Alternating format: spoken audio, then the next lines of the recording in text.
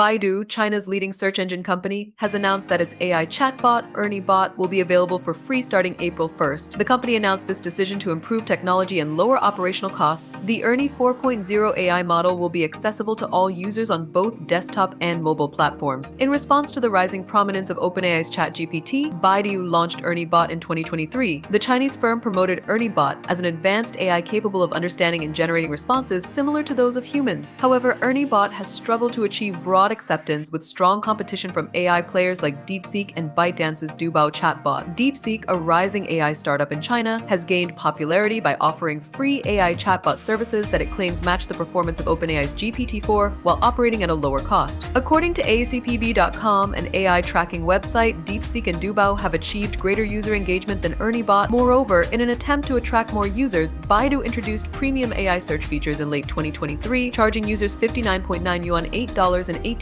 per month for advanced AI-powered search capabilities. However, along with making Ernie Bot free, Baidu has now announced the launch of an enhanced AI-powered search function, which will also be available at no cost starting April 1st. This feature will offer better reasoning abilities and expert-level responses that will provide more accurate and efficient search results.